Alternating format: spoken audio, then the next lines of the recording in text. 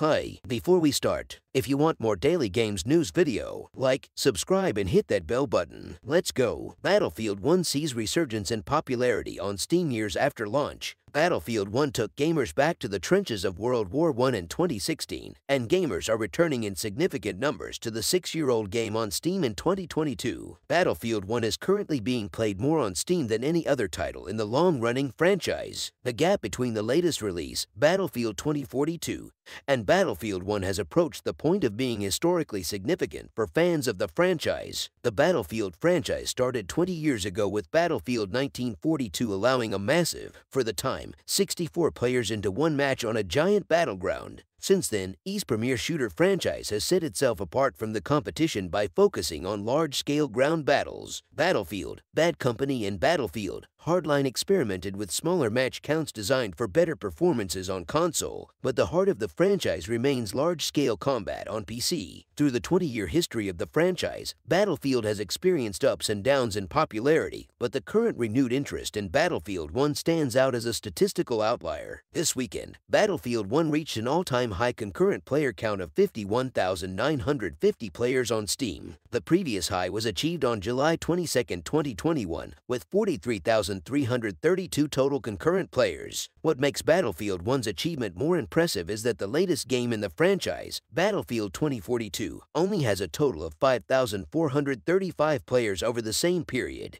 This is not the first time Battlefield 1 has had more players, but it is the first time that the gap has been this close to a 50,000 player difference. Battlefield 2042 launched in 2020, the same year Battlefield 1 was first available on Steam after its original Origin release, and was immediately derided by fans and critics for its poor performance. Developer DICE publicly stated that they had learned lessons from Battlefield 2042. While the poor performance of the latest game in the franchise can be partially credited for the success Battlefield 1 is currently experiencing,